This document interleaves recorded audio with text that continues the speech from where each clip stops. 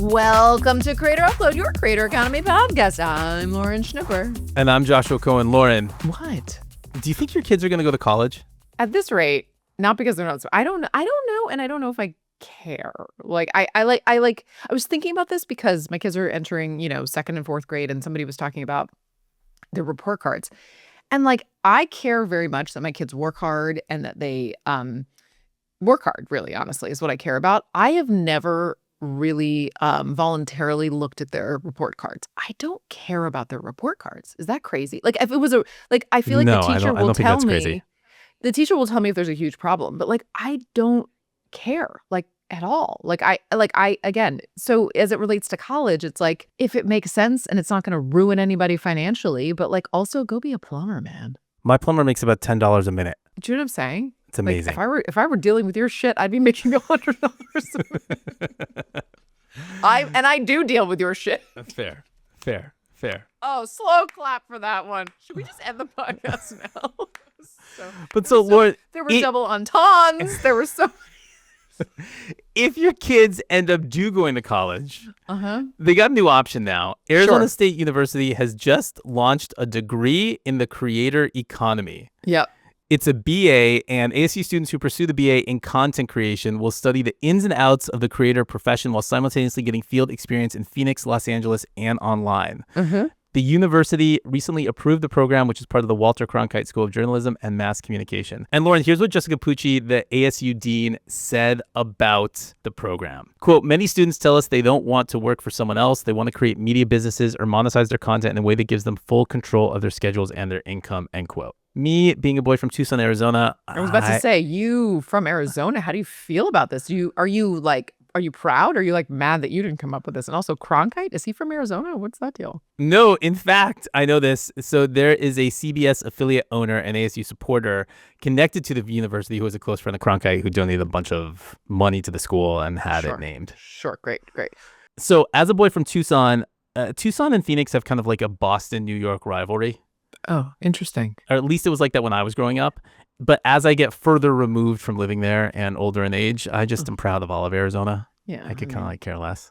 I also feel like Arizona and Florida, where I'm from, are these weird sister states. There's so many things that are similar at them. And it's the heat, the state school system, the politics. I feel like there's a lot of similarities about. Yeah, please don't compare Arizona to Florida ever. No, I will, and I think it's very similar. And I'm happy about that. So, Lauren, this is in a relatively long line of new initiatives like this that ASU has enacted in recent years. So they have been a pioneer, really, in creator-oriented coursework long before other schools got into it. For instance, now at Syracuse, you can get a minor in the creator economy.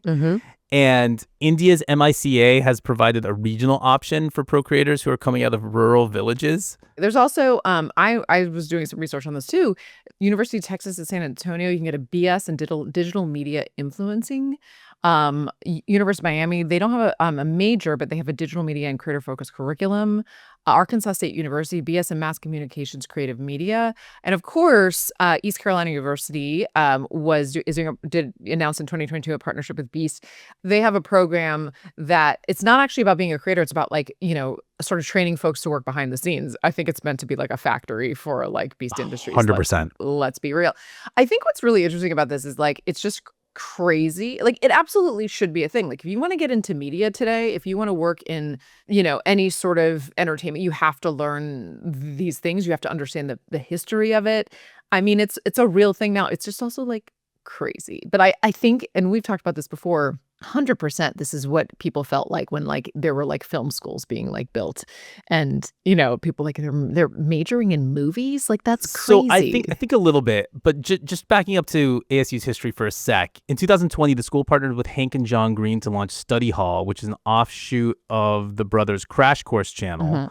And years later, ASU turned Study Hall into a fully accredited program, allowing students to receive college credit for the videos they watched. So this wasn't for studying the creator economy. This was just for regular kind of studies. You could sign up for Study Hall, you could watch Crash Course programming, and then you could take tests and get actual college credit for it. this, obviously, you're getting a BA in the creator economy. And I do think it's wild. And I think it's different than the advent of film school. Because during that time, there were lots of different actual kind of like technical components of that industry that you need to learn to become proficient in it. How cameras work, how lighting work, how editing works, all the different kinds of people that need to come together for a production. It was very collaborative. In this influencer / creator ecosystem, it is beneficial to have all those kinds of people if you want to do big projects. And it's increasingly more important to do those big kinds of projects if you want to produce long form programming that's going to be seen on TVs via YouTube or wherever else.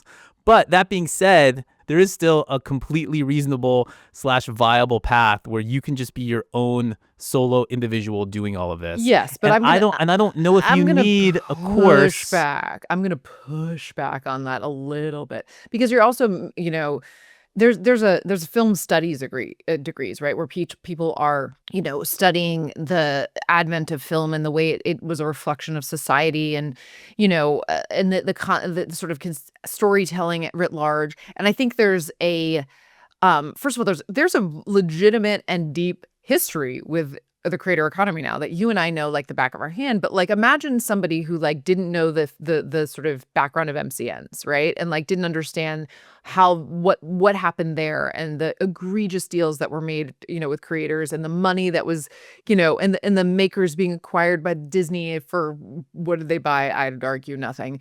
And I think they would agree at this point too. And so it's like I think there is a real sort of history and understanding of this from like a macro level. And then I think from like a micro level from like, yeah, if you just want to be a creator, of course you could just pick up a camera and do that. But I think that if you're thinking about this as a holistic industry, there is an argument to be made about like understanding all of the sort of elements. And I also just think like, it's funny to me. It makes me think of like when I worked at Facebook, I was trying to just make these sort of product managers and engineers understand the creator economy. And I literally gave this sort of group of this team an assignment to go vlog for a day or two or whatever and come back and do like show us their vlogs. And it was like unbelievably like enlightening for these people. And they were like, oh my gosh, this is really hard. You know what I mean? Like, and so I think that like all of this will make for a better, more mature industry. So I'm like not totally mad of it. But I also think it's fine that you could also like not go to film school and just pick up a camera and do that. So you can make arguments for both. So I'm not like totally mad at it. I think it's just it's crazy, but it's like also like I get it. I think it's wild. I'm not saying the coursework is going to not be beneficial. I think it probably will be incredibly beneficial for the people that will take it. Kind of feels like I'm saying that it's a great move by ASU. It's great marketing. It's going to get more people go to the school. This is what the kids want to do. By the way, you have to like, I've taken a lot of courses like at UCLA and like the business school there. And like they talked a lot about like headwinds and tailwinds. And I thought it was really interesting at one point. Like people, the interest in folks getting MBAs is actually like really going down. Like it's like he's like it's interesting because like the kind of call it the Harvards, the top tier of the schools like don't really feel it because like everybody kind of there's always going to be some level of demand until they wake up one day and there's not. But this one professor was talking about like what is really on the rise are more like year-long like specialized masters, right? Yeah, that makes sense. So all that sort of stuff. So they were building those kind of courses and those kind of degrees while still doing the MBAs, but they were like, it's all about headwinds and tailwinds, right? And so it's sort of like, if you got this, if the survey says that everybody wants to be a creator, for better or worse, we need, then these kind of, institutions are going to institutionalize it and make it sort of a more formal, and they should, because at the end of the day, these are businesses, universities are businesses. And Correct. So, it makes sense. I think it can be a really beneficial program for people who participate in it. I also think you don't need to participate in it in order to become a very successful creator. I also think that it's a great way for ASU to remove money from parents who want their kids to go to college and their kids are really interested in becoming a creator. I think all those things can be true. ASU should like have us as like, deans. I was gonna say not guest lecturers. I don't want to like be a full-time professor because that's like a lot. But like, what's the one where it's like, residents, like creator experts in residence? That's what I was thinking about. I feel like that's in our future. We could rock some Sun Devil merch. I'm into it. I really. We could come in and talk to classes that have the names such as quote how to become an influencer end quote. Oh no, that's what it's called. That's what one of the more attention-grabbing courses is called. Oh, God, that's so gross. I take back everything I said. Cancel this immediately. Literally, get your money back. Ew. Next up, so YouTube Premium subscribers will get Peacock for free in a sort of first of its kind deal. I don't think it will come as a surprise to those that listen. I'm a Peacock fan. I love NBC content. First and foremost, Law and Order SVU, as we all know. So, like, I'm all about this. So, starting in 2027, YouTube Premium subscribers will also get access to streaming platform Peacock, not for an additional charge, but as a free perk, thanks to this deal between YouTube and Peacock's parent company. YouTube CEO Neil Mohan said that the platform is incredibly excited to expand our partnership with NBC Universal to redefine what a modern entertainment subscription can be for consumers. YouTube Premium brings your favorite creators, artists, and cultural moments together uninterrupted. And now we're pairing that ultimate viewing experience with Peacock's expansive lineup of live sports like Sunday Night Football and NBA, blockbuster Universal movies, and original series. I mean, this is one of those things that might not seem like a big deal, but it is another feather in the cap for YouTube basically saying, yo, we TV too. It is notable that in the kind of press photos that are out there, you've got, on the top, you've got a Darman photo alongside, Alex Cooper. And then below it, it's like Shrek and Mariska Hargitay. And you know what I mean? It's like these are the same. These like not a year ago would be like, no, these kids are not like the other. And now they're basically saying they are of equal measure. It's all the same. I think the marketing materials that went out for this announcement are amazing. I dig it. YouTube has consistently, over the course of its lifetime, and now more dramatically and more expediently in the past several months, been finding every which way possible to compare itself to television and traditional Hollywood, and this was a great way to do it. I think just putting this into a little bit of context, I think this is incredibly interesting too. When you think about a year ago, NBC was threatening to pull its channels off of YouTube TV, and there was a point in time where NBC's channels weren't on YouTube TV. Mm-hmm. And this week, they came to some agreement to put Peacock inside of YouTube. Mm-hmm. And I think that is like the story of 2026 in the creator economy in a nutshell. You have these major legacy players who have spent years trying to beat YouTube, trying to sue YouTube, trying to say they're better than YouTube, trying to say YouTube's not as good as them. Mm-hmm. And now they're making these big major deals, first of its kind deals, to get inside of YouTube and draft off from it. So, Lauren, here's how this is going to play out. YouTube and NBC Universal announced that starting early 2027, every YouTube Premium subscriber in the U.S. gets Peacock included for free. And this is a good version of Peacock. It's what you would normally pay for, at least at the ad-supported tier. And per Deadline and Hollywood Reporter, the deal covers effectively all of Peacock's content. That includes NFL Sunday Night Football, the NBA, Universal Blockbuster Films, Bravo, Love Island, SNL, Law and Order, the whole entire library. So, Lauren, in terms of pricing, YouTube Premium costs $15.99 a month. Peacock, its ad-supported tier, costs $7.99 a month. Its premium ad-supported tier, which includes live sports and events and hit films and Peacock's originals, costs $10.99 a month. Presumably, that's the tier that at least is going to be part of this package. Premium Plus is $16.99 a month. That includes no ads. It's a little bit unclear which version it's going to be now. It's probably going to be the version with ads, I would imagine. But either way, this is a huge bargain, and it is going to dramatically increase the number of both Peacock and YouTube Premium subscribers. YouTube Premium has more than 125 million subscribers globally. The Peacock perk is only for the U.S. now. Peacock has 48 million subs. Yeah. And this is, I mean, it's wild to see that there's this institution of American media and entertainment that is now piggybacking onto YouTube to get more scale.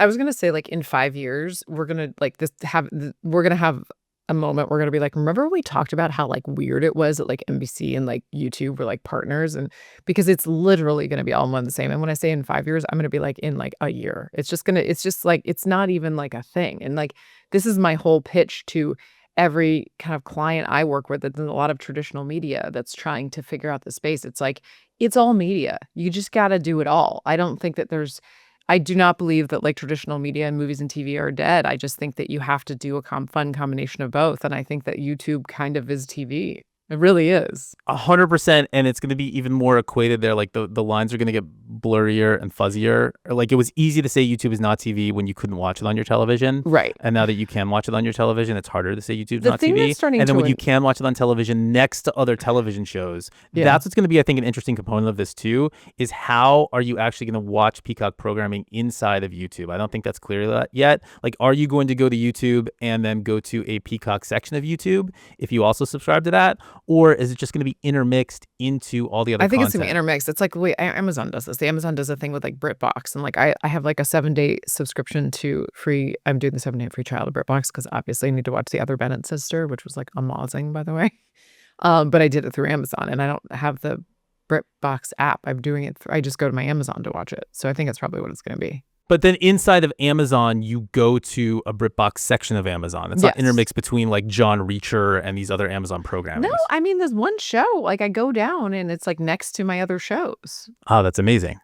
But I've only watched that, so maybe there's more. I don't know. We're clearly the UI. We're not UI experts here. I don't know. I got my show. However, I got it. So and then I'm guessing YouTube wants to very badly create the same kind of experience where you could be watching Shrek and then watch Starman, or you could be watching Michelle Khare and then watch Love Island. Yeah. And you could be recommended one or the other after watching the other. We've had Rich Bloom on the program from Tubi, who has talked about how creator programming can draw a different type of audience onto the platform, but then the audience isn't just consuming that creator programming. No. That audience is consuming traditional programming. And Tubi was kind of, before this, really one of the only places where you could get that kind of mix of content. Yeah. But if YouTube's able to incorporate this Peacock programming into the UI in a seamless experience, I mean, I feel like it's going to do very, very well.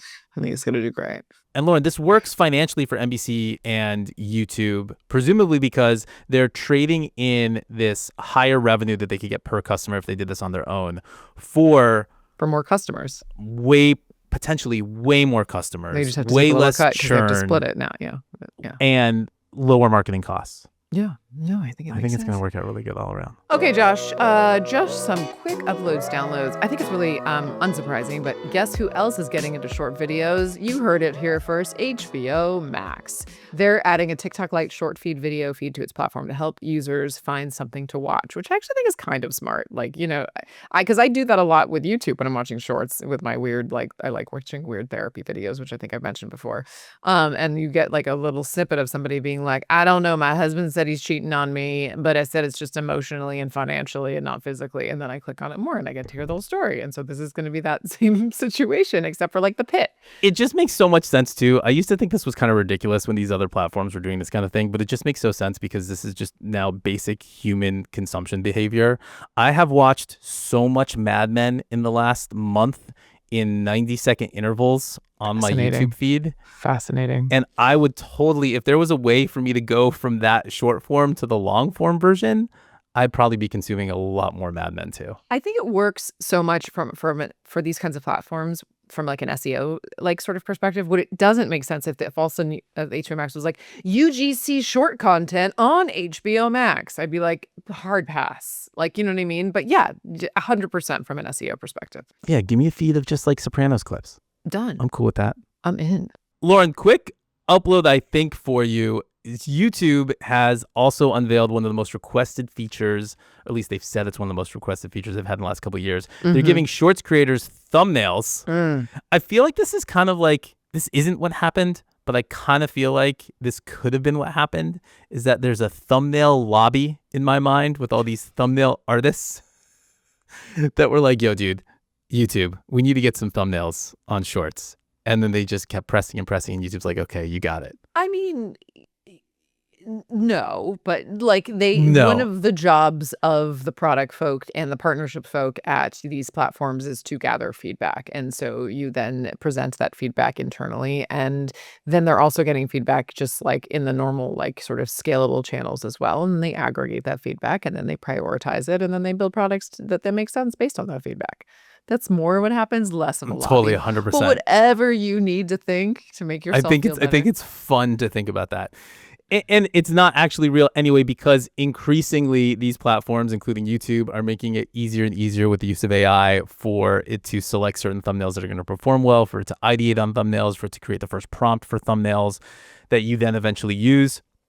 So it's definitely probably not the thumbnail artist lobby, though there's more thumbnails in general. Thumbnail artists are going to get some more work, especially the good ones. I also think it's interesting where like thumbnails have become such an important part of this ecosystem. Mm-hmm. They're the billboards, they're the book covers of this consumption economy. And I think it's just so interesting because usually people don't care about shorts thumbnails. Like when have you seen a shorts thumbnail? You're just scrolling through your feed, right? Yes. And you don't actually see the thumbnail. The only time you really see it is maybe if you're looking on your television now, which is more important, and you're scrolling through the homepage on your TV, or when you're scrolling on your desktop, or I guess when you open up the app too. But it's just that like kind of first touch experience. I was about to say there's a lot of ways you see thumbnails based on what you just said. There is, but it's just like really kind of a first touch experience, or it's with a search. Right, but that's exactly what it is. It's a first touch experience. Exactly. You just define. Everybody, ladies and gentlemen, he just told us what a thumbnail is. I did, thank you. You're all welcome. No, thank you. We were, okay, got it now. But I think it's so interesting where, like, one, I think creators probably want this because you want to go to their shorts feed on their page. Creators are very protective and have lots of feels about their personal space that they're renting how they want to show from these big platforms. 100%. And so giving themselves the ability to further curate that shorts page, I think is really important for them. And I think a lot of people are going to do some cool stuff with it. Also, I just, what I was trying to say before is in this algorithmic era where we're just getting fed content, it's interesting that thumbnails are still such a big deal.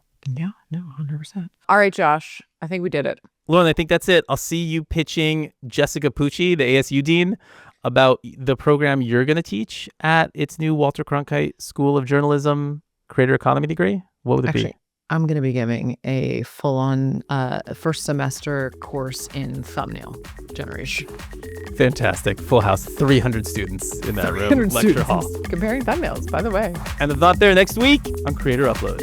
Today's show was produced by Lauren Schnipper, Joshua Cohen, that's me, and Adam Connor. It's edited by Adam Connor too. Original music is by London Bridge. You can check him out on Instagram at London Bridge Music. Make sure you subscribe to Creator Upload right here on YouTube, on Apple Podcasts as well, Spotify, or wherever you're listening. While you're there, give us a rating and leave us a comment. If you want to talk, hit us up at info@creatorupload.com. If you like our show, recommend it to a friend. If you love it, just tell everyone. Thanks for listening to Creator Upload, and we will be back next week.